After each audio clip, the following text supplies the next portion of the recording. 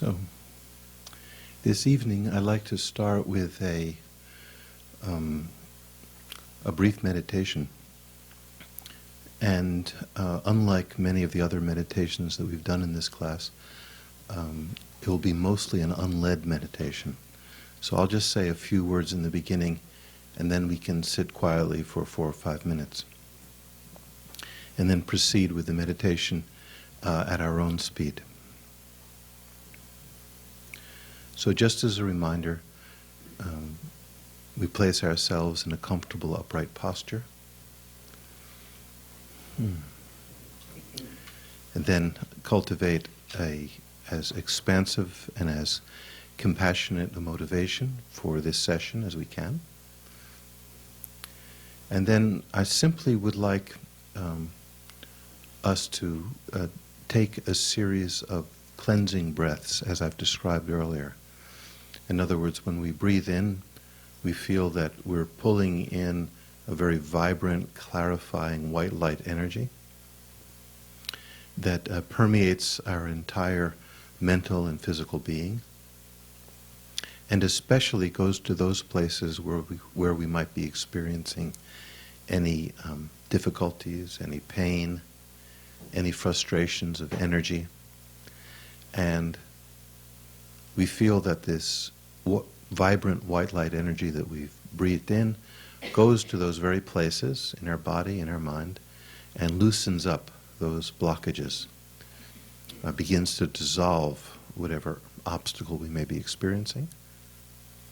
And then when we breathe out, we gently expel the exhalation, and with it feel that we're letting go completely, not holding back on anything, letting go completely of whatever that problem, whatever that obstacle may have been,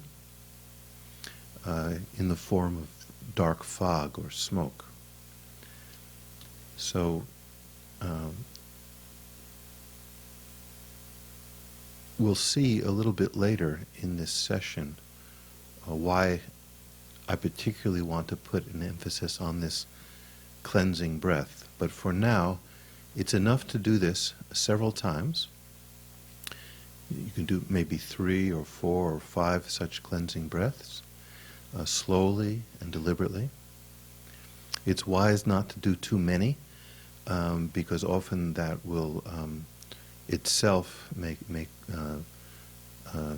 frustrate the energy winds. We might experience some headache or some other similar experience if we were to do these cleansing breaths too long or too strenuously. So let's be gentle with ourselves.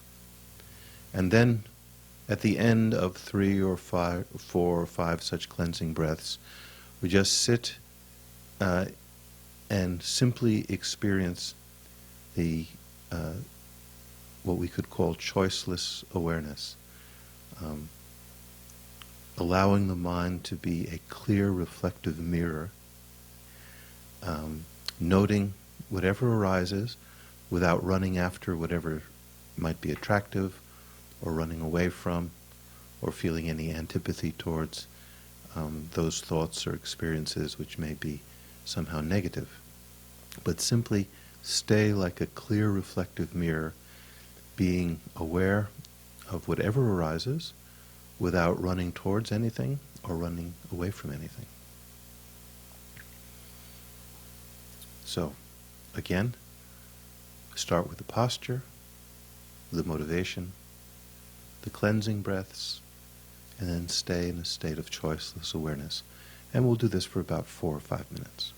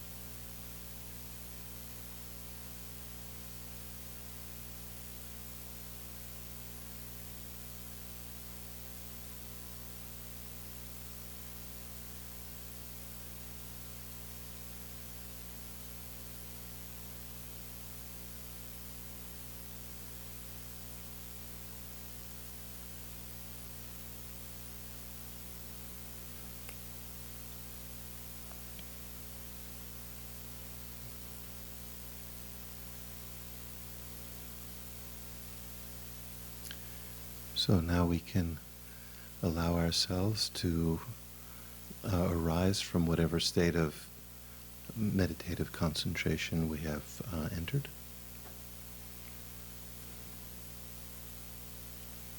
But even as we do so, we should try to maintain the same basic compassionate motivation and clear-minded awareness that we cultivated during that brief session.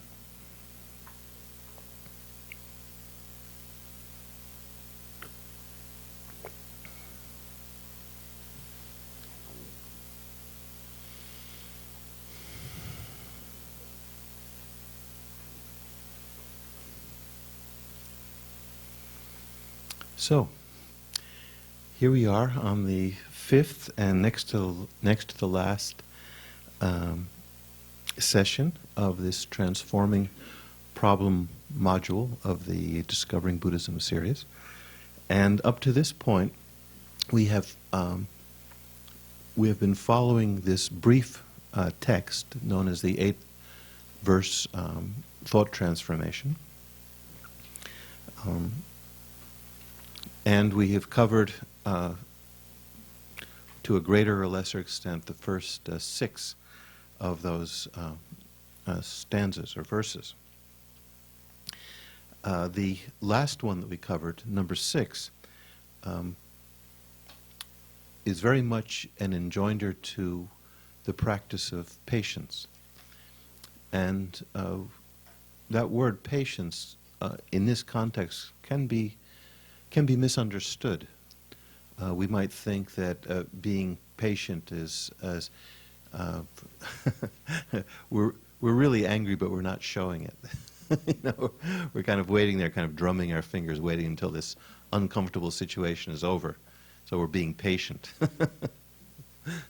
That's not really what's meant here. Okay. Patience. Or forbearance or tolerance. There's quite a number of words that are used to translate it. This quality of mind, I don't know that any of them are totally satisfactory, but it is a willingness to put up with the inevitable disappointments or frustrations of this ignorantly based existence. Right? Without giving in to anger. It's an antidote to anger. It's not we're feeling anger but we're not expressing it. It's actually a way of countering anger.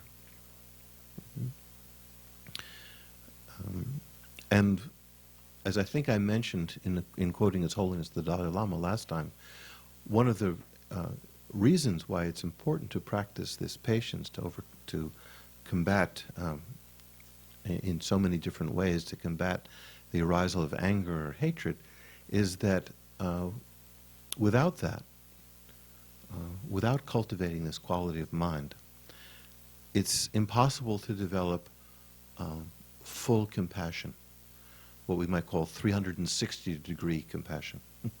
We can certainly develop compassion for those that we like, those who are near and dear, those who are helpless. But until we can open our hearts fully to all beings, including those who piss us off, right? Then our compassion is lopsided. It's biased. Or to put it another way, it's conditional. It's like it's an emotional transaction, right? You help me, I'll be compassionate to you. You don't help me, then I cut you out of my will, right? Right? You're not someone I'm going to open my heart to, right? Because you are the occasion for me to feel upset, to feel angry, to experience ill will, a very uncomfortable state of mind. So,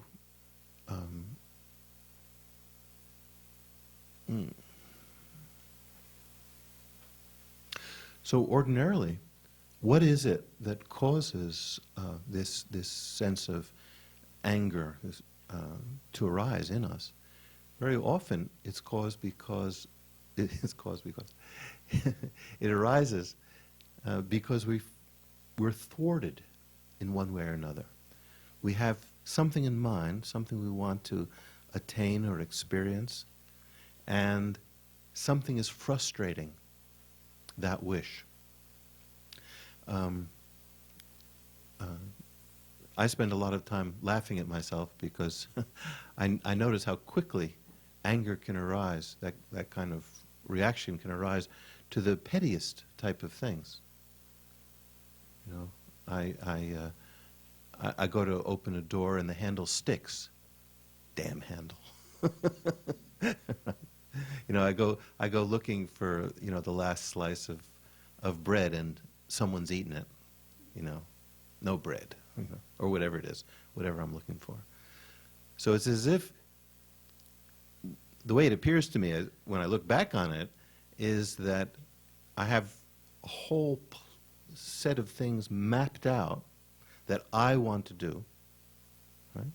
My desires, and these animate and inanimate objects that people in my life are thwarting my desires. And the initial reaction is just to get angry, to get pissed off. You know? And one of the outstanding characteristics of getting angry in this way is that it's really stupid. You know, it's like we might, you know, have a graduate degree in some field and be considered rather intelligent, but then when this anger arises, we do things and say things that are really dumb. You know, like the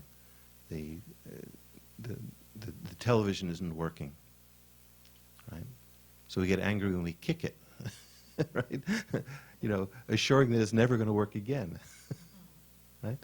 So when this kind of frustrated reaction arises in us, whatever quality of wisdom or clear-sightedness we have before diminishes. If a lot of anger arises, then the wisdom diminishes a lot. If a little bit of anger arises, then the wisdom diminishes a little bit. Okay? It's almost like a scale. One arises, the other decreases. Mm-hmm.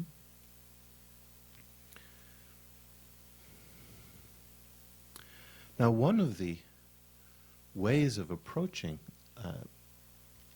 dealing with anger and cultivating this quality of patience is simply to recognize that we live in an imperfect world.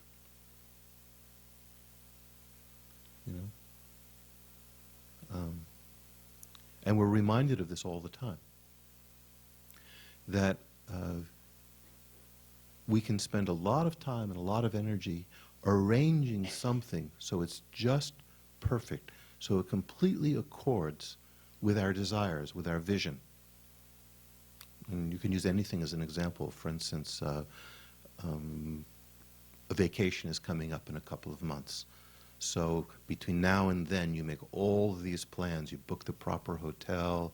You know, you pray to the rain god. You know, so there'll be sunshine during that period of time.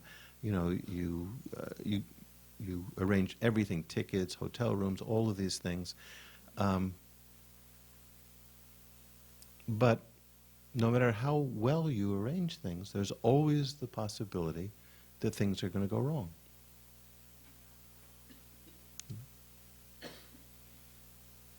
And even if they don't, even if it's a dream vacation that accords with everything you imagined, during the course of it, we've grown older. And our companions has grown older. And we've come that much closer to death. You know? It sounds morbid, but it's quite true. You know, it's reality. You know, the hands of the clock only spin in one direction. You know, as time goes on, we're getting closer and closer to manifesting impermanence. You know, impermanence is happening, change is happening at all the time, but at different points in our life it becomes obvious. Things break, we break down. Ultimately, our loved ones and ourselves die. So that's the kind of universe that we live in, a universe created by ignorance, a misunderstanding of the nature of reality. So, viewed from that point of view, it's not surprising that things don't happen the way we want, that our desires are frustrated.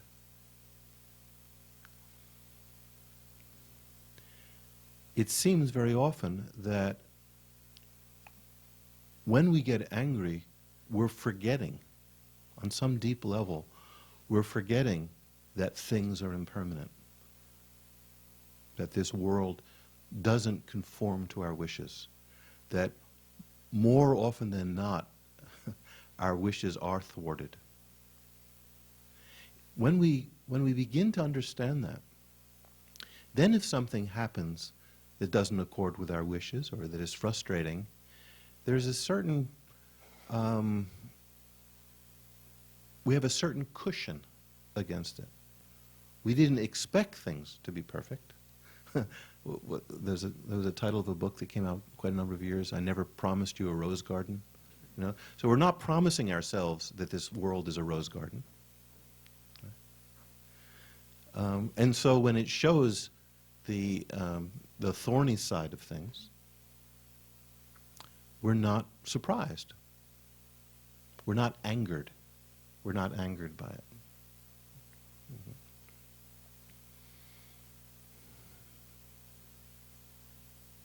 And yet, within this world, within this imperfect world, within this world in which everything that comes together must eventually separate, in this world of impermanence and change, there are ways that we can relate to others and to our environment which are filled with true happiness and true joy. There is within us a calm, a clear center which can become open and radiant. And when it is functioning, when we're living our life on that level, when we're truly directing our attention out towards the welfare of others, rather than having our attention twisting back on ourselves, trying to make this one person delighted and happy and secure. Right? When we give up the convoluted way of behaving and open ourselves up to what the possibility of consciousness is, this open-hearted, loving, compassionate attitude towards others, then even in this imperfect world, there is peace, there's happiness, there's well-being, and there's fulfillment. There is, in a sense, transcendence. There is an image which is used very, very often in Buddhist art. I've had occasion to refer to it earlier when I spoke about the mantra Om Mani Padme Hum. Simply the image of a lotus. And the lotus, as I've had occasion to mention before, but it's worth repeating, is such a powerful symbol because it grows from the mud, like from this imperfect world. And yet it shows itself immaculate, beautiful, sparkling, clear. That's the quality of the growth of a lotus, the display of a lotus. And therefore it's becomes a very powerful symbol of the bodhisattva way of life. The way of life of a person who is dedicating himself or herself to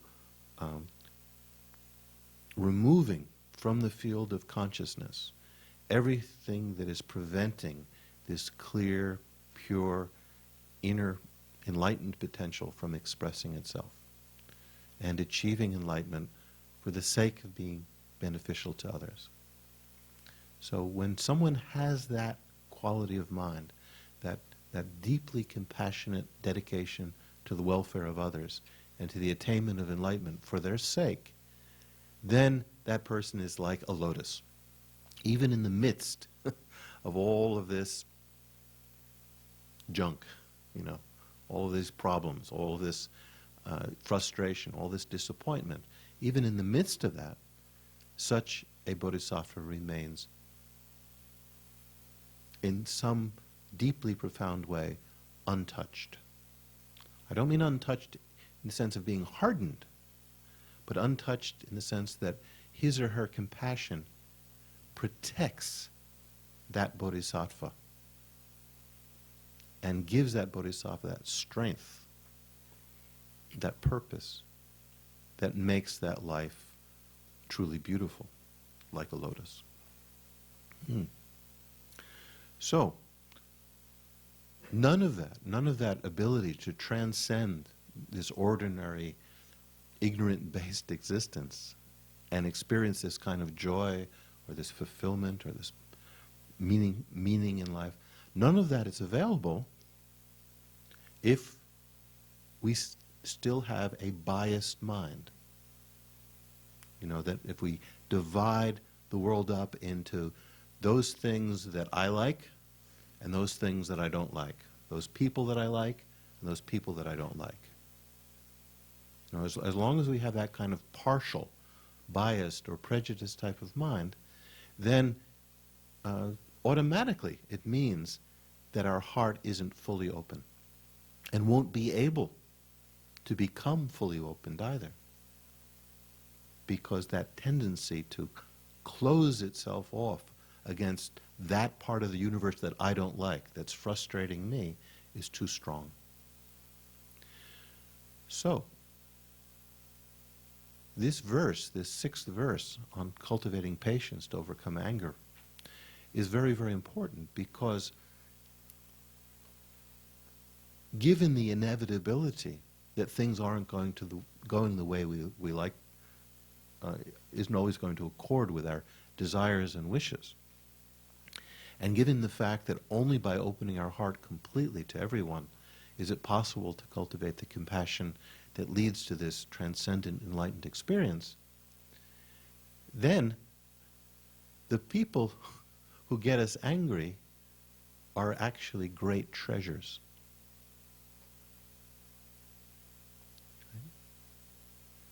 It's like, let's say we feel there's something wrong.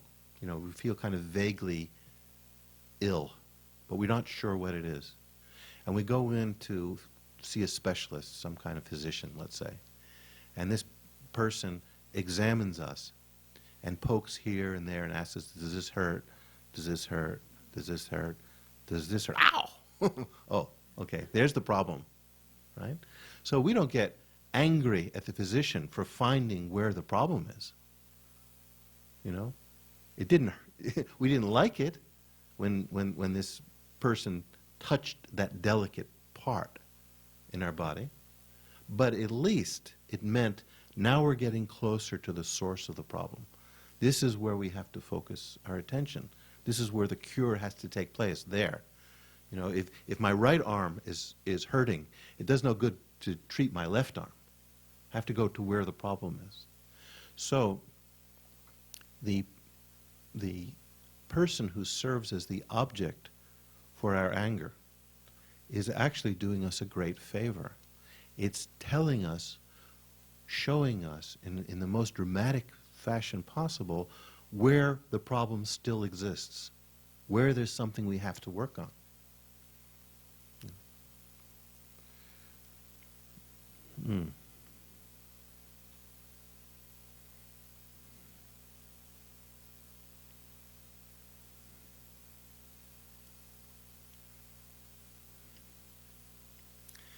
One of the great figures in the dissemination of Buddhism from India to Tibet, who I think I've mentioned his name a few times already in this course, was Atisha, who lived about 1,000 years ago. And when he was in Tibet for a while, the Tibetans questioned him. They said, you know, since you've been here in Tibet, there's so many people who are willing to serve you, but you've brought with you and you maintain this Indian servant that came with you, and he's such an unpleasant fellow. You know, never does anything really right. He's always kind of sour. Why do you keep him around? Why?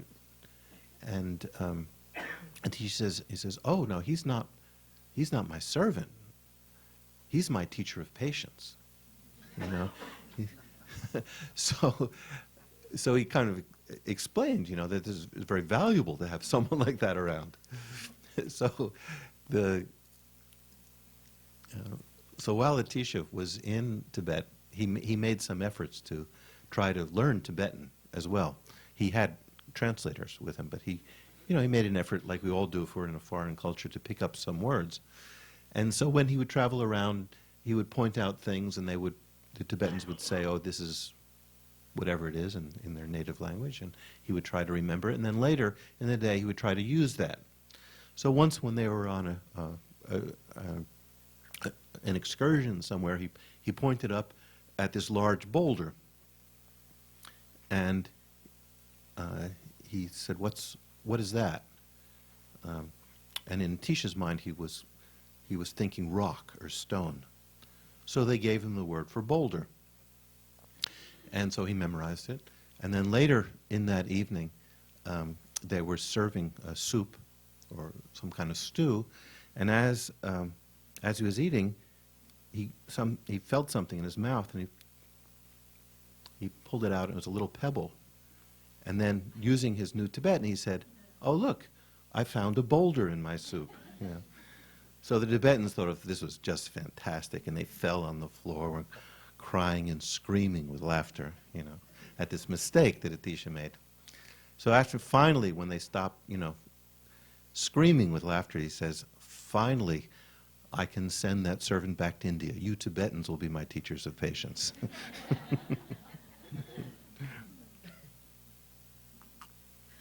mm. Mm.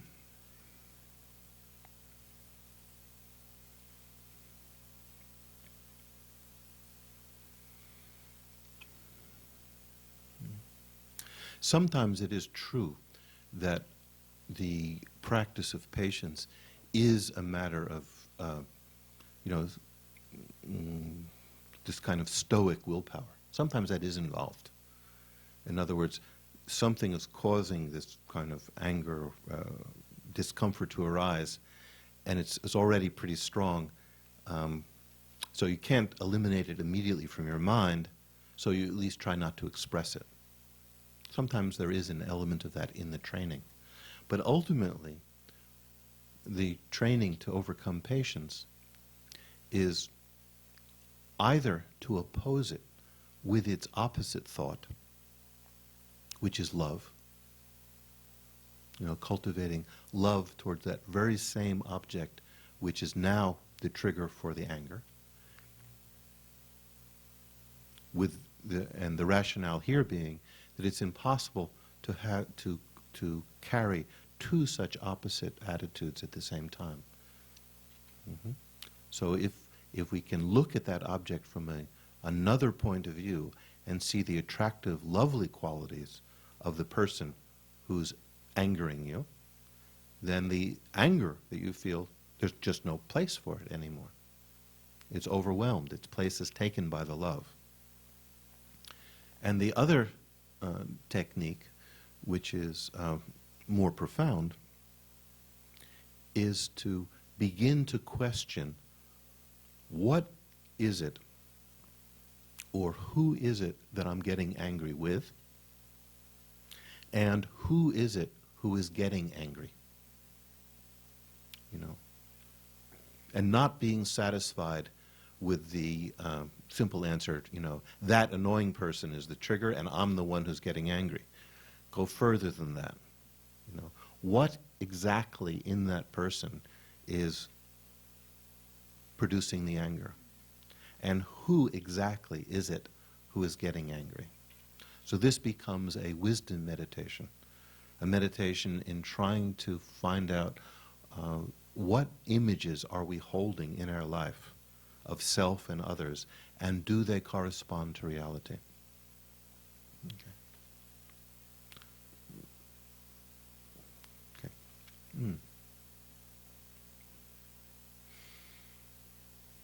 So we'll have perhaps a little bit more to say about that at the last meeting for this course and the whole entire next course, when we talk about different approaches, different wisdom approaches.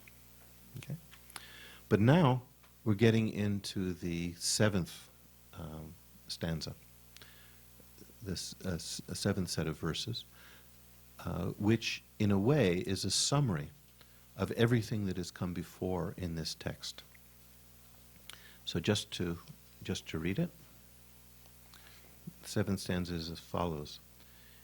In short, both directly and indirectly, I offer every benefit and happiness to my mothers. Secretly, I shall practice taking all their harmful actions and suffering upon myself.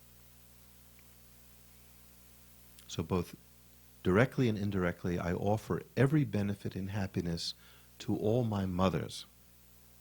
Secretly, I shall practice taking all their harmful actions and suffering upon myself. So this stanza, in brief, summarizes the practices, the two connected practices that give rise to this bodhicitta motivation, this motivation to win enlightenment for the sake of others. And these two are love and compassion.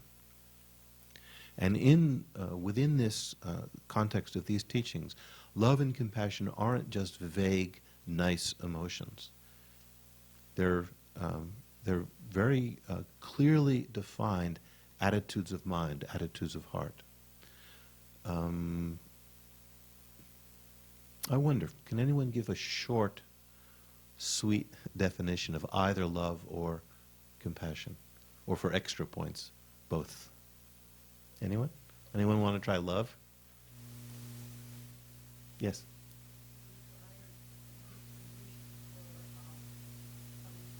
The wish for others to be happy, exactly. Exactly. It's the wish for others to be happy. So that when you see someone or think of someone, and the thought or the feeling or the emotion that arises is akin to how wonderful if this person were happy. If that's what's arising at that moment, then that's love. Okay? It has nothing to, it's not at all self-referential. In other words, it's not the love I feel depends on how I am being treated. It's a completely outgoing emotion or thought in the form of a wish. It doesn't have to be something that we state in words. But if we were to put it in words, if we were to define it, it is that wish that others be happy. And then compassion is, in a sense, just the flip side of that. Anyone want to try that definition? Yes. You want? Exactly. The wish that others be free from suffering.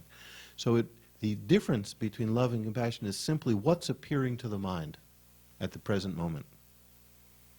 If what's appearing to the mind is someone who maybe is having an experience, and your wish is that experience brings that person happiness, if that's what's appearing, then that wish is in the nature of love. If the aspect of the person that's appearing to your mind at that moment is someone who's already under the cloud of suffering, then the wish that person be separated from that suffering, that is compassion. So they're not totally unrelated to each other. They're very related to each other. It just depends which attitude, which quality of experience you're focusing on, which you're seeing at the present moment. Mm-hmm. And I know many teachers, they simply use the phrase loving compassion to indicate a quality of mind which encompasses both. So that it encompasses both the wish for the other being to be happy and the wish for that other person to be separated from suffering. Okay. And the beings to whom these loving, compassionate wishes are extended to are referred to here as mothers. Now, of course, in some dialects that's only half a word.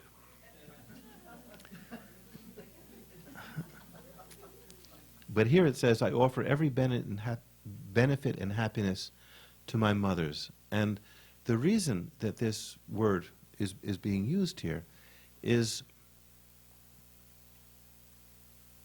a recognition of the kindness that we've received from others.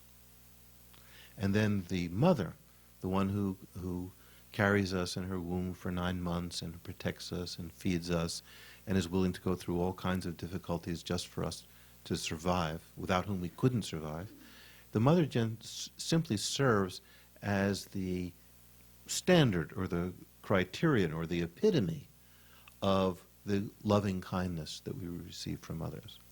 It shouldn't be thought of in any narrow sense here, so that if we have real difficult problems with our own mother, we shouldn't say, well, I can't get into this because my mother, she was a bitch, and she did this and that, and made my life miserable. We're not thinking of this term mother in any of that kind of narrow or wounded fashion. We're talking about the way in which others in our life all the time are presenting us with what we need to survive and thrive and experience happiness. And the mother then just serves as the kind of the greatest symbol or exemplar of that kind of kindness that's given to us. But in fact, all beings are recognized as having given us that quality of love and care and attention, both when they've been our mother and even at the times when they're not our mother, even when they're relating to us in some other fashion. Even whether they're our father or other relative or neighbor, or even as these verses go on to show, even when they're our competitor, our rival, our enemy. Even in those occasions, they can be understood as being kind to us. Because here, we tend to think of kindness. Often we, we think if someone isn't motivated to be kind to us, if it isn't coming from a kind motivation, then it isn't kindness. In other words, if a person grudgingly gives us a drink of water when we're thirsty, then we say, well, that wasn't an act of kindness, because that person didn't really want to do it, doesn't really like me.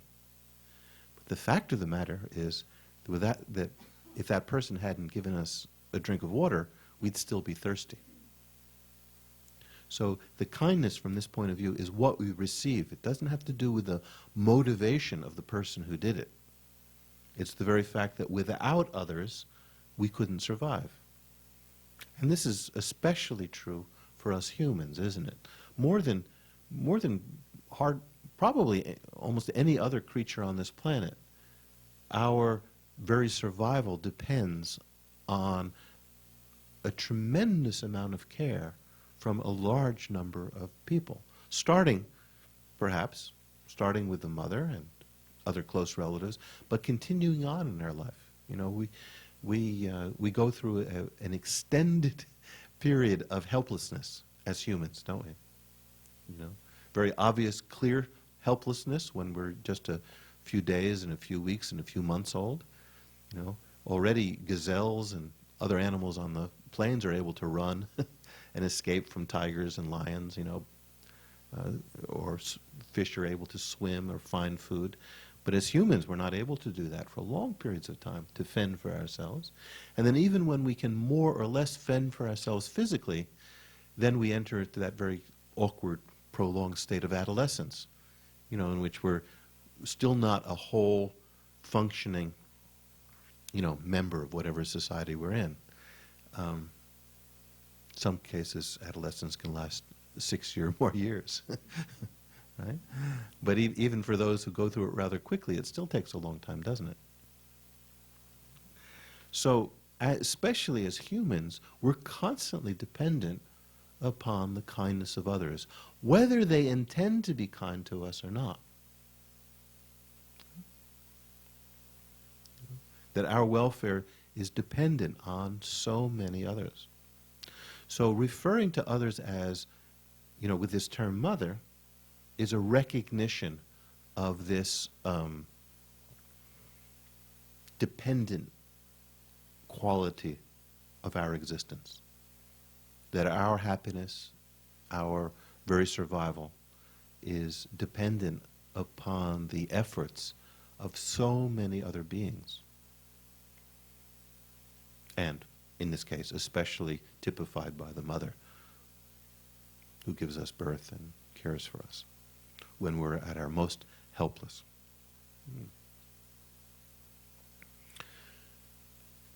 So, as I said, this stanza is a kind of a culmination or a summary of everything that has gone before, both in terms of the previous stanzas of this very short poem, and also in terms of all of the teachings that we have in cultivating the compassionate bodhicitta motivation, that it comes down to replacing our attitudes,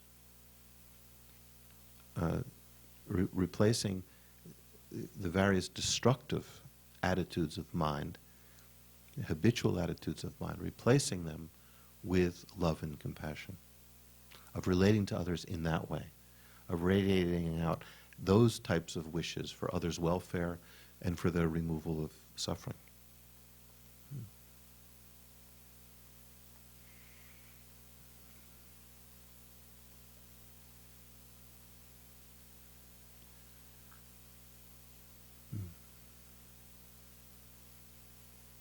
And in these teachings, the place of the cultivation of this love and compassion, and specifically the type of practice which is being pointed out in this stanza, it is the general name given for this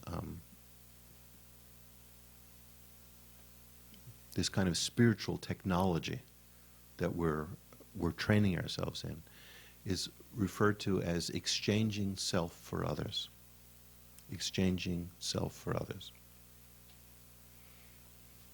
And the greatest proponent, textual proponent of this exchanging self for others tradition is the great Bodhisattva Shantideva, who I mentioned earlier, the one who wrote the Guide to the Bodhisattva's Way of Life.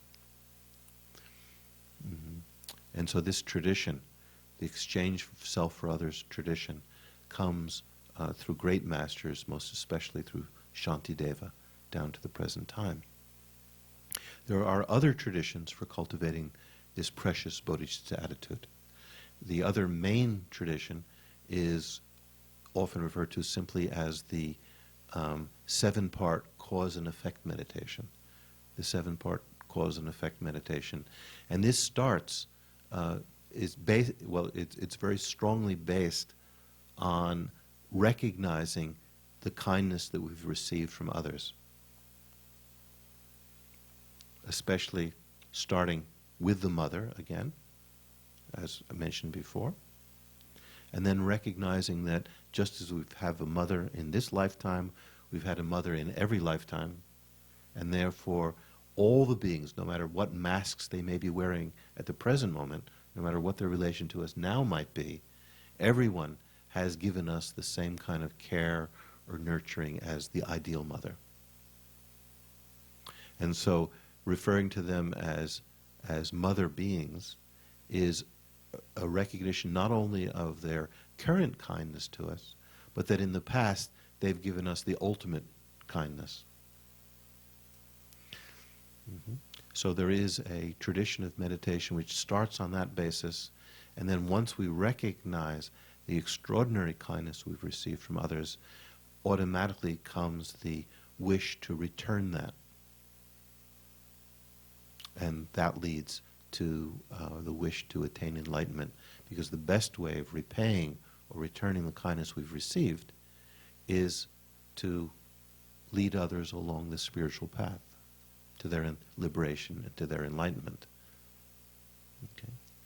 So that tradition, based on repaying the motherly kindness we've received, culminates in the bodhicitta, the compassionate wish to attain enlightenment for the sake of helping others. This tradition, which is not at all opposed to it, fits together perfectly with it, is the exchange of self and others tradition.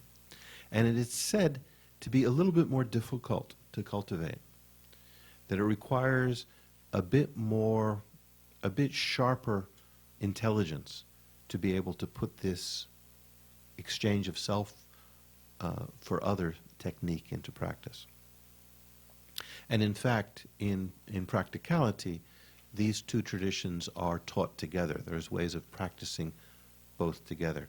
Even in this stanza here, the mention of the kindness of mothers and the practice of giving others happiness and taking on their suffering, even in the words of the stanza, both traditions are indicated. Though specifically, it's the tradition of exchanging self for others. Now,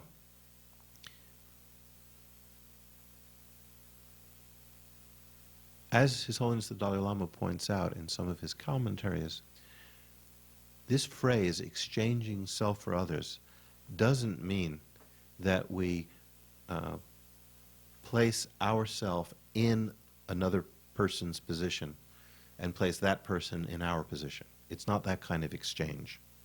And he points out, anyway, that's impossible. We're over here, they're over there. No matter what bonds of sympathy we may have, we can't just change places with them like that. That's not what's involved here. The exchange, though it's called the exchange of self for others, what's truly being exchanged is the attitudes that we have, the habitual attitudes we have towards ourselves and the attitudes that we have towards others. Right? So, under the sway of the ordinary emotions, the ignorant, selfish-based emotions that we have, then what is the attitude we have towards ourselves? It is a cherishing, a taking care. You know, it's as if, like, in the center of our chest there was this tiny, helpless baby, and which is me, right? And this is what I want to protect against all harm. This is what I want to promote, maintain, protect, and so forth. This sense of self. If there is something good to happen, if there's a nice morsel to eat, or a nice experience to have, I want me to have it. You know, this kind of helpless little baby that I'm carrying around. That's the one who should have it. Right? So it's an attitude of cherishing this one being. Right? And then what is the attitude then towards others? Well, it's variable. But to a very large extent, as His Holiness points out, it tends towards indifference. It tends towards indifference. Doesn't mean we're completely indifferent to everyone else, but it means that in the habitual manner of our experience, the only being who we consistently cherish is ourself. Others, we may cherish others conditionally. In other words, if that person's nice to me, if that person is a very close relative, if this person has done something recent, you know, that I feel grateful for, if this person has said some nice words, if this person has flattered me, if this person has given me a gift, then temporarily that person is on my side of the wall, you know, inside this cocoon of self, aliside me. But he or she is actually only a temporary resident. This membership privileges can be revoked at any moment. You know, all that person has to do is say something that I don't like, criticize me, you know, thwart my desires in one way or the other, and I'm sorry, you know, you're kicked out. You know, you're no longer on this side of the wall. You're no longer in this club, in this cocoon along with me. You know, now I'm either indifferent to what happens to you, or in a more virulent form, I actually dislike you. You know, then if something bad is to happen, then it could happen to you. You know, may it happen to you. It's like that. Now, this is a very harsh way of putting things. It's a very, very harsh way of putting things. But we have to check up to what extent is it true? To what extent is it true that we labor under the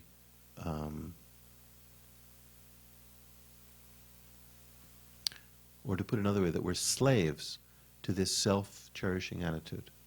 And don't get it wrong, self-cherishing doesn't mean simply kind of liking yourself or being good to yourself. There's nothing wrong with any of that. Here, self-cherishing is an exclusion. It's an attitude of exclusion. It's an attitude of all of the billions of people and trillions of beings on this planet, there's only one whose welfare is truly on my mind, right? And everyone else, well, the vast majority of them, I don't really care. Even though my welfare is inextricably bound up with their lives and their efforts. Okay. So what's being exchanged is not, even though it's called the exchange of self for others, what's really being exchanged is the attitude that we have towards ourselves and others. That up until now, our tendency has been to cherish this one and ignore the other. And now what's being reversed is that same kind of cherishing, that same kind of caring that we've directed towards this one person, we now switch around and direct outwards towards others. And then, if anyone has to be neglected, you know, instead of it being everyone else, then we might as well neglect this one. And again, don't take that wrong. Don't exaggerate that. It doesn't mean to beat oneself or be masochistic. It's just, since we've been at the front of the line so much of the time, now we're putting ourselves towards the back of the line. It doesn't mean we're actually being mean to ourselves. Okay? So we're exchanging the attitude of where before we cherished self and tended to ignore others, now we're trying to cultivate the attitude in which we cherish others and ignore oneself to some extent. Okay? So let's give ourselves a pause now. Not only can that be a form of self-cherishing, I think it's probably in our society it's the most virulent form of self-cherishing. You know, self-cherishing doesn't mean I think I'm a great guy. Self-cherishing means that I'm obsessed about myself. I might have a feeling that I'm a terrible person, but I'm completely obsessed about myself. You know, that my scope of attention, with all these thousands, millions, billions of people around me, the sole focus of my attention is how is this one guy doing? You know, and I think he's kind of a jerk, but he's the only one whose welfare I'm really interested in. And I'm not interested in his welfare because I like him. I don't even like him very much. But he's the object of my obsessive attention. Right? That kind of attitude that you're talking about, that is definitely self-cherishing. And I think well, I'm not sure. But I think having a self-cherishing attitude towards a self that you don't even really like very much is a very popular form of the disease. You know, maybe the most. Yeah. No, good. I'm glad you brought that out. Also, the Dalai Lama, this I was going to save to the last, but maybe it's worth saying here, right at this point. He says, when you hear teachings about exchanging self for others or putting others first and yourself last, this can be easily misunderstood. Um, Let me just quote, because I don't think I can do better than just quote a passage from His Holiness. He says, the texts, meaning the text talking about the exchange of self and others, the texts do not imply that you should hate yourself or be harsh on yourself or somehow wish misery upon yourself in a masochistic way. It is important to know that this is not the meaning. The point is that the level of our courage should be such that if doing something difficult, the example being used here is, for the sake of others, even be willing to experiencing hellish sufferings. That's the specific example he's using here. He says, the point is that that the level of our courage should be such that if taking on hellish suffering is required of you as part of the process of working for others' well-being, then you should have the willingness and commitment to accept it. So it's a matter of building up our strength, our courage, our wish to even do this for the sake of others. It's not out of self-hatred. Okay? Then he says, a correct understanding of these points is very important because otherwise you may use them to reinforce any feelings of self-hatred that you might have. He says, remember, caring for others requires caring for yourself. Right? So, remember, all of this is directed towards eventually cultivating the pure bodhicitta, this motivation, this primary way of viewing life, the bodhicitta, that everything feeds into the determination to achieve enlightenment for the sake of helping others. And enlightenment is it's no second-rate state of mind. It's not putting ourselves in a bad situation. Enlightenment is the best possible situation. But the reason we want to achieve it is to give full expression to our loving, compassionate wish to benefit others. Right? So we have to understand what is being promoted and what is being demoted here. We're not punishing ourselves in this practice. We're switching our attitude from a very narrow focus to a very broad focus. And often, because of our habitual habit patterns, because I keep stepping into the picture, every time I begin to turn my attention to the welfare of anyone, I says, what about me? How about me first? Since that habit is so strong, then it's necessary to put that person back a little bit. It doesn't mean to hate him, to hate oneself, or to think, I'm no good, I don't deserve to be happy. It's, I've hogged the spotlight long enough. If I don't step out of it, there's no chance for me to open my heart to others. That's where the exchange takes place. We'll talk a little bit more about that. But thank you for bringing that up, because it's very easy for these teachings especially to be misunderstood as another excuse for self-loathing.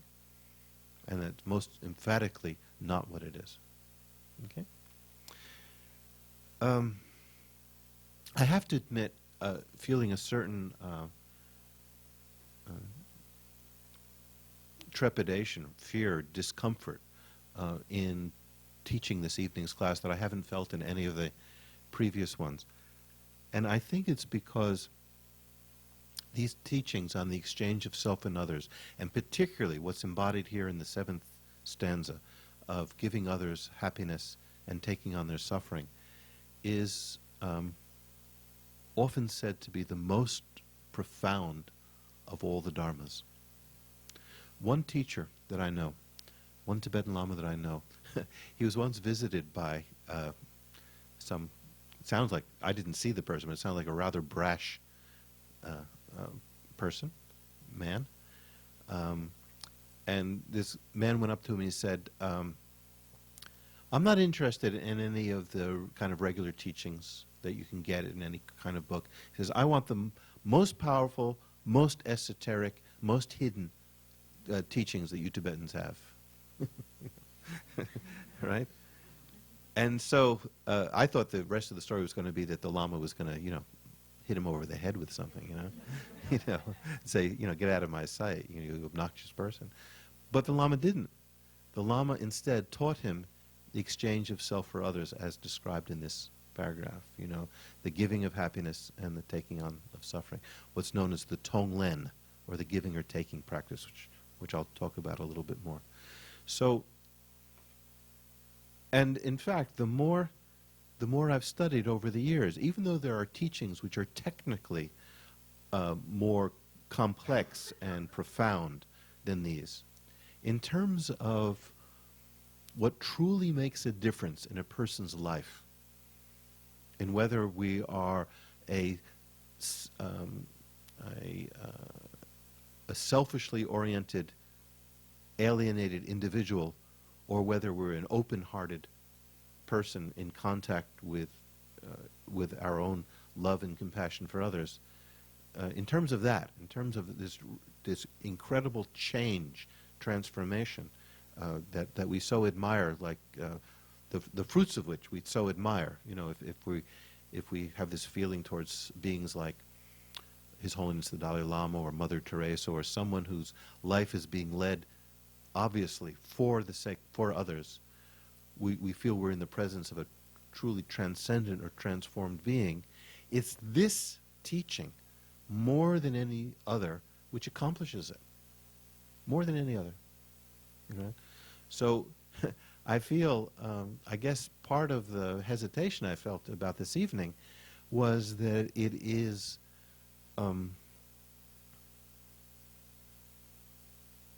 it's so wonderful. It's so profound. It has so much in it. And I feel when I approach something like this, my own shortcomings, to be the bearer of a teaching like this, that it is so profound, so transformative, still caught up in my own ego games, is feels like a monstrous exercise in hypocrisy. Right? So it is because I have such profound respect for this that I think I felt a little bit of fear or hesitation or caution about getting into it, sort of wanting to express it as clearly and correctly as I know how, because it is so eminently valuable. The essence of this seventh stanza and of all the Lojong, all the training of the mind teachings, the essence of it is the cultivation of love and compassion through giving our happiness to others and taking others' suffering upon ourselves. The giving and taking practices. I'll repeat the Tibetan for that is Tonglen, Tonglen. The giving and taking practices. And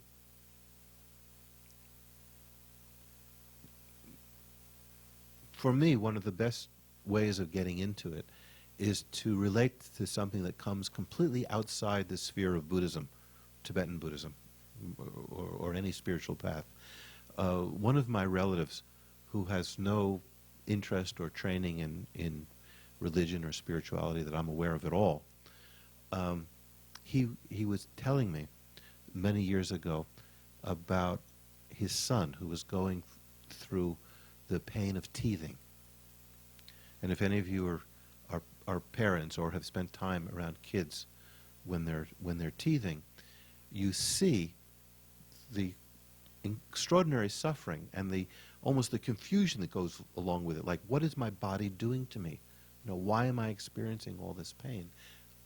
And being experienced by this tiny little being who has no way of dealing with it. And so my relative was saying that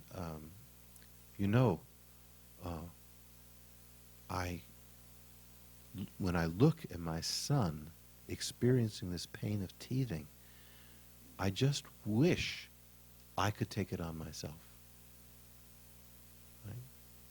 So this is like something coming from really, really deep inside. Really deep. Because normally, we don't even like the suffering we have, much less thinking to take on more, right?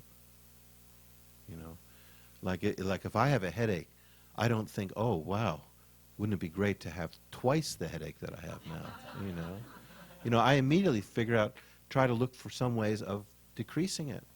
It's not in my repertoire to wish to add to even a little bit to and that's physical suffering. Mental suffering, same thing, if not more. Right? But here was this person without any, it wasn't coming from a place of training or ought to do this or religiosity or piety.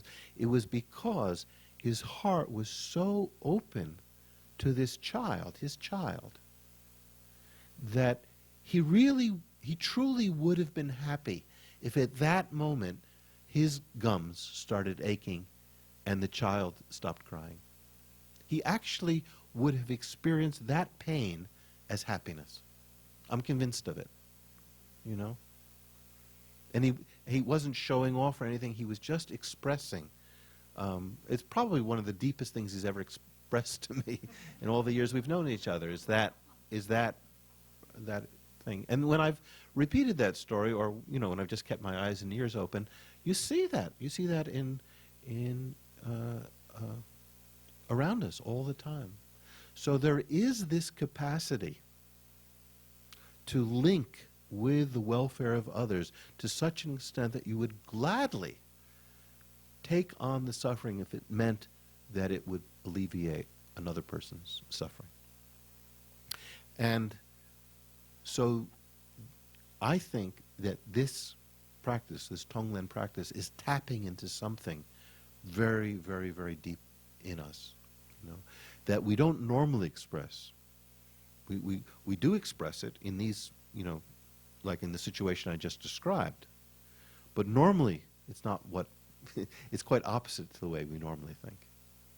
But when we're called upon by, bonds of love and so forth, when we're called upon, it's actually touching something deep within us to have a thought like that, to take on another's suffering and to give them happiness.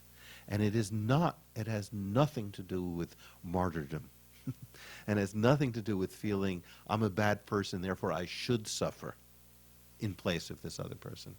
If anything, it's an attitude which comes from incredible strength, or as the Dalai Lama says over and over again, of courage. And that's kind of interesting. The word courage really doesn't mean anything else but heart. That's all it really means. It's obviously there in the French, isn't it? Right? But that's all it means. Courage is to have that strength of heart. And so this is what the Tonglen practice is aiming towards. In this practice, we think to remove others' suffering, take it on ourselves, and give them our happiness. And before I actually get into practicing together with everyone here, again, it's good to point out what this practice is not. We can't say the practice is successful if we actually do take on someone else's suffering, and it's unsuccessful if we're unable to. Right? That is not the actual goal of the practice. Again, the goal of the practice is to transform this habitual self-cherishing, this self-referential, narrow attitude, to replace that with an open-hearted commitment towards the welfare of others. If, on top of that, we actually are able to eliminate somebody else's suffering and actually give them our happiness, so much the better. But the reality is that's quite rare. It's quite rare for that actually to happen. The Dalai Lama himself says, let me see if I can find it here. He says, of course, it's most unlikely that we shall actually be able to take on the suffering of others and give them our happiness. It's unlikely we shall actually be able to do it. He says, when such transference between beings does occur, it is the result of some very strong, unbroken karmic connection from the past. In other words, there are cases in which beings are able to do it. And a couple came to my mind before I came to class today. The Tibetans tell a story about a great Lama who was giving a teaching in front of a lot of people, and then off to the side, away from the teachings, there was a person who evidently kicked or struck a dog, and the dog, started to yelp. And at that moment, the instructor cried out in pain. The Lama, the teacher, cried out in pain. And some people thought, oh, he's just, pretending that he's so compassionate and everything, that the dog being hit actually hurts him. But then later, they saw the arm of that Lama. It had a big bruise on it, and nothing hit him. He didn't have a bruise before. But actually there was some kind of connection. That's a story the Tibetans like to tell. A story that I read from a completely different source, a Hindu source, was, many of you maybe know the spiritual teacher Sai Baba. Maybe you've heard that name? Well, the Sai Baba that many people know is actually the second in the line. So this story that I'm about to tell is from the previous, his predecessor, the previous Sai Baba. And the Sai Baba keeps a fire going, and from that draws this kind of ash which has medicinal qualities to it. And even sometimes if someone has a picture of Sai Baba in strong devotion, then this kind of ash will come out of the picture. There's many stories like that, kind of miraculous type stories. But in this story, what happened was that there was a couple who were very, very devoted to Sai Baba. And they were sitting at home around their fire, their cooking fire, and the wife had the baby lying on her lap, on the folds of her skirt, I guess. And then accidentally, when she moved, the baby slipped off her lap right into the fire, right into the cooking fire.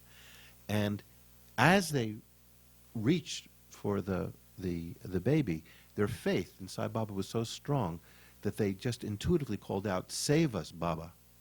And then they pulled the baby out of the fire. And when they pulled the baby out, there was nothing. There was nothing wrong. There was no wound, no bruise, no burn, nothing like that. And they wrote a letter about what happened to Sai Baba. And when the letter arrived at Sai Baba's ashram, I guess it is, where he lived, suddenly pieces came together for the people who had been around him, because a few days previous to that, receiving that letter, Sai Baba and some of his close entourage were sitting around the fire that they have there, and suddenly, for no apparent reason, Sai Baba stuck his hand right in the middle of the fire, like that. And his disciples kind of tackled him and pulled his arm back and, bandaged up his fingers or whatever got burnt like that. But there was no discussion as to why he had done that, no explanation of why he had done that. Then, when the letter came, they gave the time of the incident, and it was exactly the same time that Sai Baba had stuck his hand into the fire. So it's like a great, kind of like a matchless practitioner of Tonglen, of taking on the suffering of another. But of course it requires a very, very strong karmic connection for that actually to happen, to take place. One of the things my teacher says that if you do a practice of Tonglen, it may not be successful now, You may not actually be able to take on another person's suffering. But the very fact that you're doing the practice in relationship to someone, wishing to take on their suffering, is what creates that strong karmic connection. So in the future, it may be that you can actually take on that being's suffering because you've planted the karmic seeds from your wish to be able to do so. So the great bodhisattvas, the great spiritual beings who are actually able to have a big effect on the lives of others, not just by teaching them, but being able to transfer energy in this way, are beings who have cultivated this tonglen wish, this wish to take on others' suffering and to give them happiness in the past. The last story to tell that came to my mind was one of the great lamas of the end of the 20th century was the 16th Karmapa, His Holiness the Karmapa. And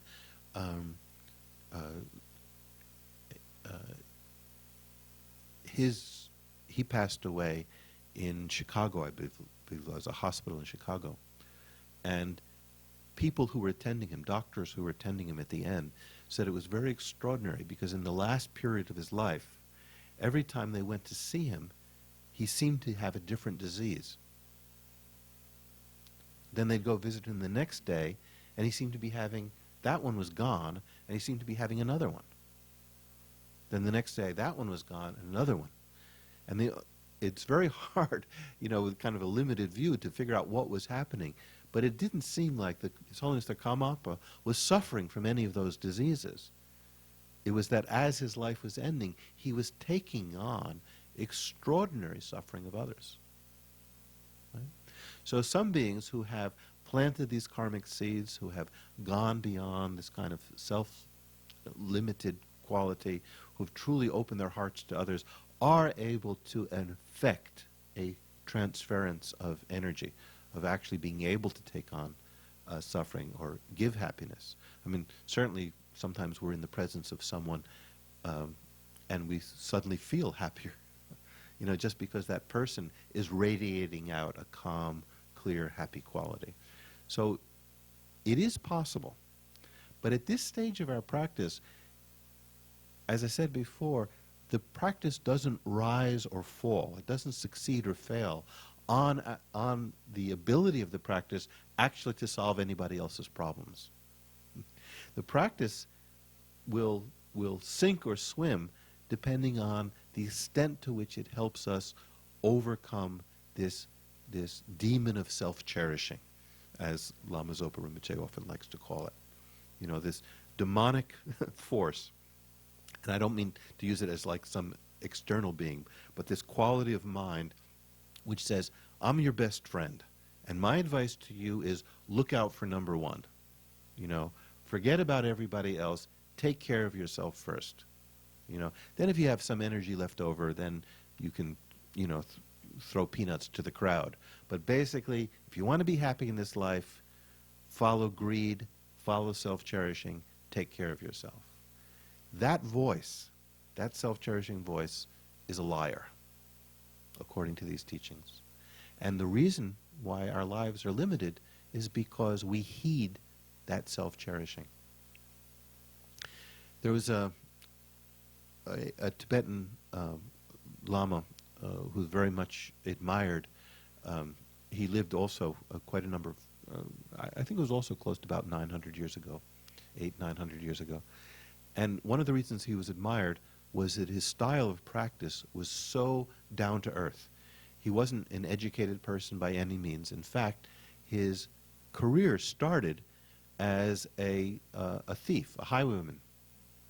He used to be one of these people, you still find them in Central Asia, who they waylay caravans and attack people and rob them, kill them and rob them. And that's what he did. That's what he did for a living. He was that kind of highwayman. And he attacked this one particular convoy or caravan, whatever it was. And in the battle, I think I may have told this story before. In the fight, he slashed with his sword and cut open the side of a pregnant mare who was, helping carry some of the goods of these merchants that he was attacking. And the foal that she was carrying fell out onto the ground.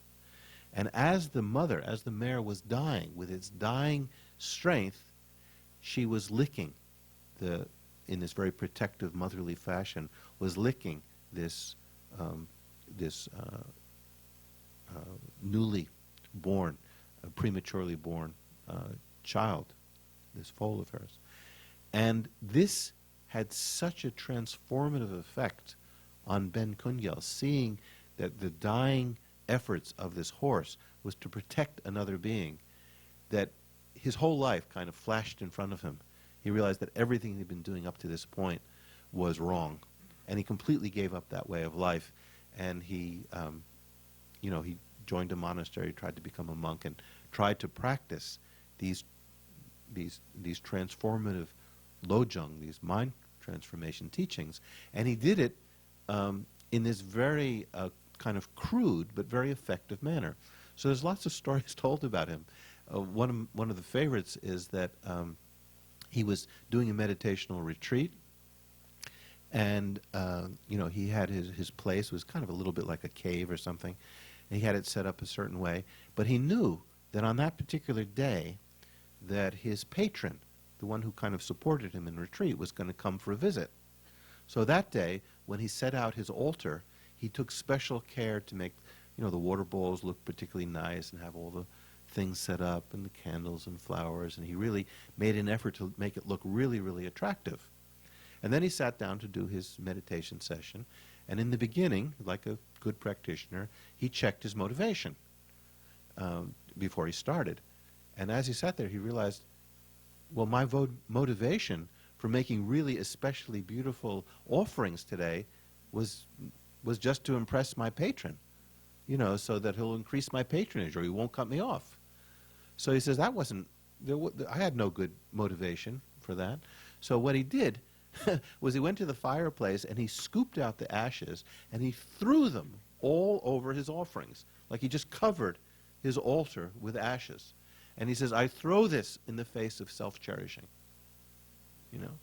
Now, at that time, in another part of Tibet, there was a very famous meditator named Padampa Sangye who came from India. Great, a clairvoyant with extraordinary powers. And he was giving a teaching to others, and he said, he interrupted himself at that point, and he said, at this moment, Ben Kunyel has made the purest offering in all of Tibet. Right? So that was his style of practice. If he saw something negative arise, he just attacked it in the most direct fashion. And that's what's being called for in these teachings, this exchanging self for others, is to note the arisal of this self-cherishing attitude, the way we get in our own way, right? We get in the way of opening our hearts to others. Right? And the minute that we notice, switch the energy, change the energy around. One last story about Ben Kunyel. A story is told about him that he was joined this monastery, and on that particular day, somebody had made an offering of yogurt, the curd, and so all the monks were standing there on line, waiting for their turn to receive this very fresh yogurt. And as he's sitting there, he's thinking, oh, the monk who's handing it out, he's just being too lavish. Look how much he gave that one. Oh, look how much he gave that monk. He says, by the time he reaches me, there's not going to be anything left. Those of us at this end of the line, we're not going to get anything. And he's just thinking that. Then finally, the monk came to where Ben Kunyel was. And Ben Kunyel, instead of having his cup like this, was standing there with his cup like that, upside down. And the monk says, hey, turn your cup upside down. Don't you want some yogurt? He said, I've had plenty of yogurt already. Right? So he noticed that all he was doing was playing those tapes, playing the tapes of the self-cherishing attitude. And so what was the quickest way of just combating it right there and then? Just turn the cup over. No yogurt for you today. You've had enough. You've had your fill. Now, did he do that because he hated himself? Did he do that because he thought Well, this is a tricky point. Did he think he was unworthy? Well, I think to the extent to which he was under the thraldom of self-cherishing, then that Ben Kungel was unworthy. Right? But that's not the entirety of his being. That is just the part of his being expressing the self-cherishing attitude. And the reason for denying that Ben Kungel, the yogurt, right, was so that this other Ben Kungel could come to the forward. Right? Could come to the fore, I should say. Okay? So it's not out of a position of self-loathing or masochism or denial in some kind of weird ascetic trip. It's recognizing this is the enemy. This attitude of mine is the enemy. So, in the time that's left, let's do a practice. I'll give an explanation first, and then we'll get into it. In this, what we do, there's many ways of performing this practice, but one way is to bring to mind someone that we know, someone we start with, someone we care for.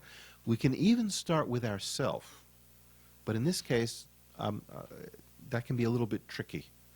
It can be a little bit tricky, especially to even try to describe, to put it in words. So let's choose someone that we know, that we care for, who at this moment is experiencing some kind of mental or physical problem. You know, is very worried or very ill, one way or the other. And then view that person, view that person's problem, that mental or physical problem, as if it were a cloud, an oppressive cloud. Okay? So the person himself or herself is essentially pure, but is being attacked, as it were, by a cloud of suffering. You know, a disease, a mental problem, anything like that. Anxiety, fear, and all of that is envisioned as a cloud over that person. Mm-hmm. Now we've chosen someone that we already do feel an affection for. And don't worry if your affection is mixed with attachment or anything like that. Don't let that be a problem. It is someone that you love, someone that you feel true affection for. So as you see this person, this dear person, under this cloud of suffering,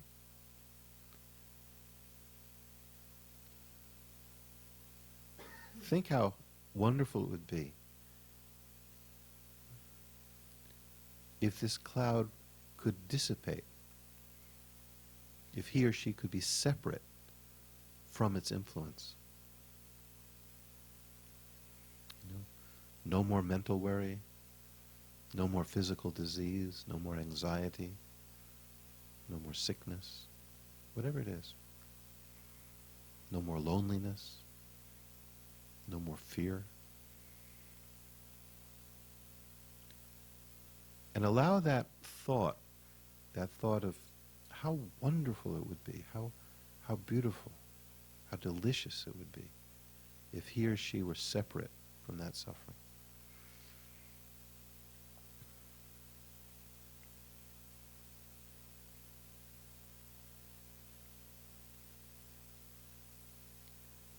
And as that compassionate thought grows,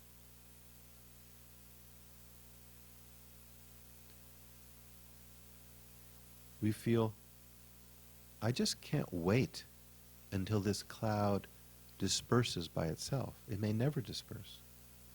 And I can't wait until someone else comes along and takes the responsibility for helping this dear person. After all, I am this person's friend. I'm the one who loves him or loves her. I'm the one who's near and dear. If anyone is to help this person out from under this cloud of suffering, who else should it be but me? So now that compassionate wish to see that person separated from suffering, that compassionate wish has transformed into a sense of responsibility, a courageous sense, a sense of taking the burden of helping that friend, of taking that burden right on ourselves. And not as an onerous task, but as a true expression of our love, of our compassion, of the affection that we have for this person.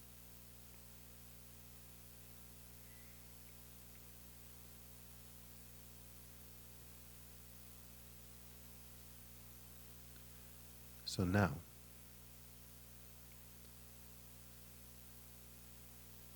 and we do this in little stages, bit by bit. Now, as we breathe in, feel that we're drawing away, thinning out this cloud of suffering,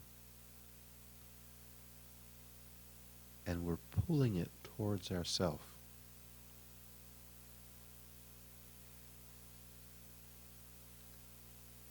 And as we breathe out,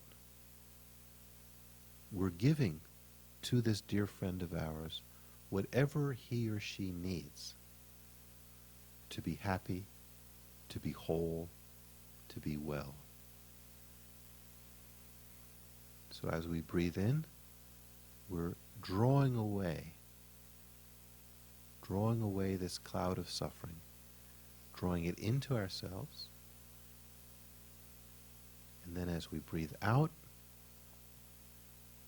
we're giving happiness, any health, any strength, any confidence, any understanding that we have, anything that that person needs, leaves us with the out-breath. Now you'll remember, the way we started this class, we did a meditation using the breath that was exactly the opposite of this. When we breathed in this white light energy, and then when we breathed out, we let go of any of our own suffering or difficulty or obstacles in the form of dark fog or smoke. Here we're doing exactly the opposite. As we breathe in, we're breathing in the dark light, the fog, the smoke that's oppressing this dear friend of ours. That we're breathing in. And as we breathe out, we're breathing out a white light energy which takes the form of whatever that person needs. If that person is suffering from cold, then the out-breath takes the form of warmth. If that person is suffering from fear, the out-breath takes the form of confidence, protection. If that person is suffering from a disease, the out-breath takes the form of medicine or doctors or nurses or whatever is required to bring that person back to health.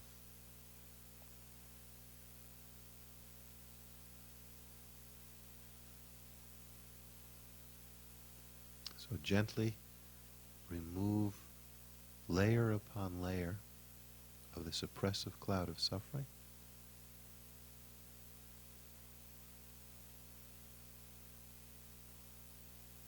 Draw it into ourselves.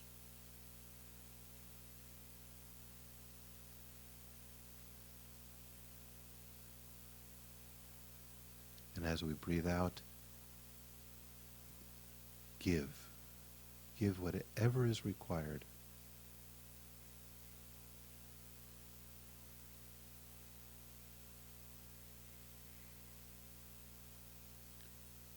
Now, let's pause just for a second, because I want to add something to this meditation practice before we do it again for just a couple of minutes.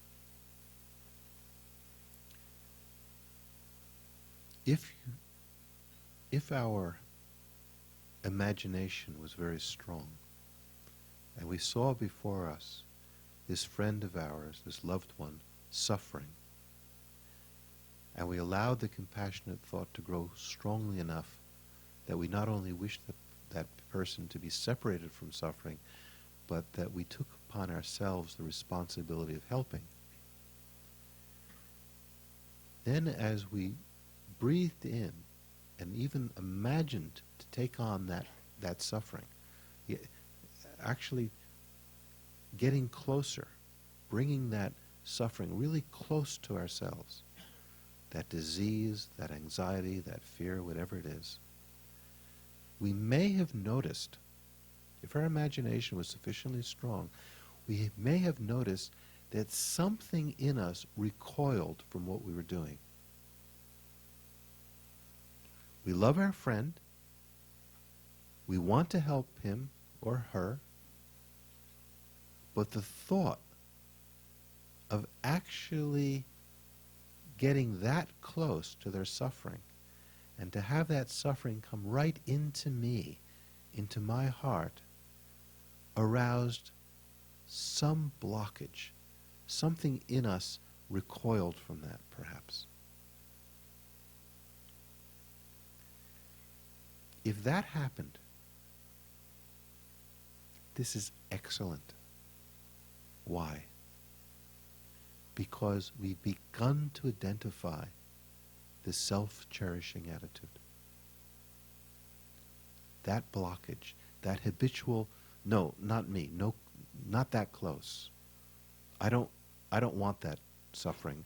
I said I did, I love my friend, but I don't really want that disease, that anxiety, that fear. Something in our heart got tight, maybe got hard. A certain kind of calcification took place. Now we know exactly where to place our friend's suffering. We're not placing it on me. We're placing it on my self-cherishing attitude. This instinctive cherishing of only oneself.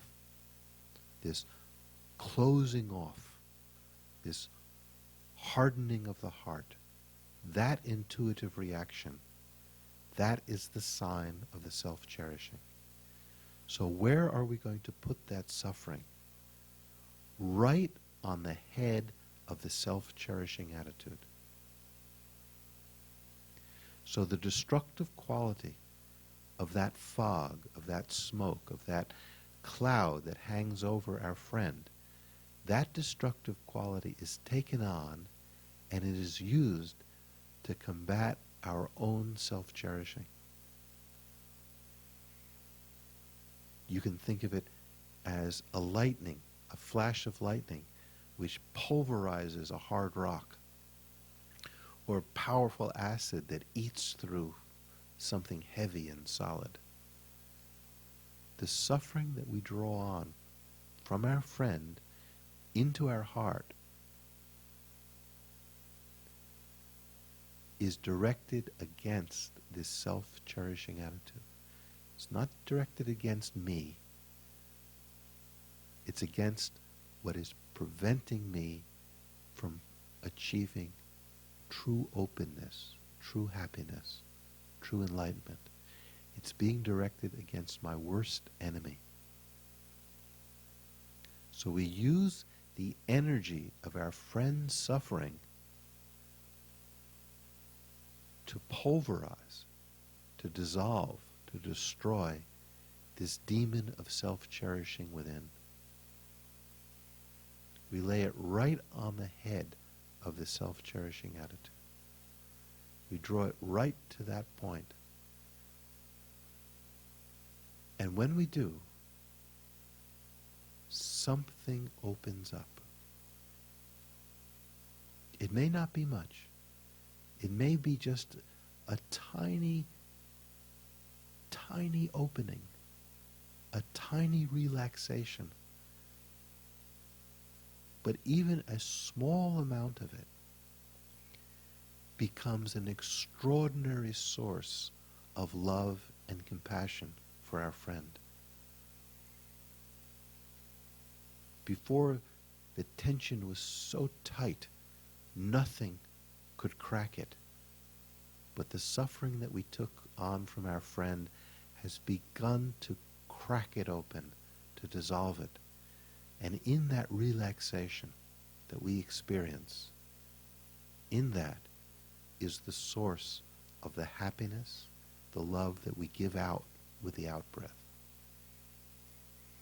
So let us do just 3 minutes of silent meditation. Each in-breath we take in more suffering, but we place that suffering right on the head of our own self-cherishing. We dissolve it, we relax it, and from the openness that we experience, even if it's just a small amount of opening, from that is the source of the white light energy that we then give out to our friend, giving love, giving support, giving the cure to the mental and physical disease.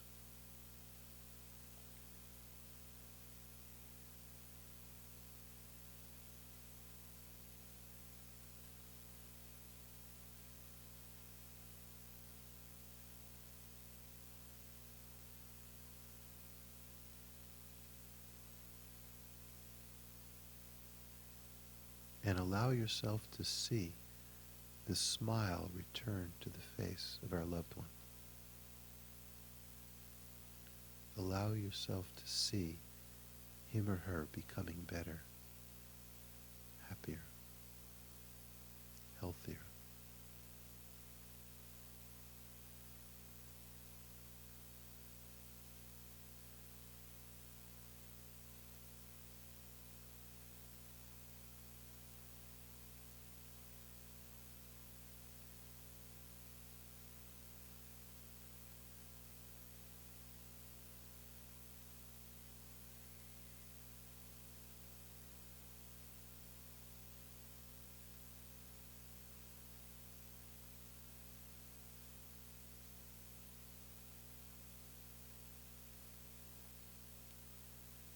Now we can bring this brief meditation to a close. And as we dedicate whatever meritorious energy we may have generated, either individually or collectively here by our efforts, we can think that what I have now practiced simply through the force of imagination and wish, may it bear fruit in my ability indeed to be able to lead others to the path of happiness, fulfillment, liberation, and full enlightenment, thereby making this life truly meaningful.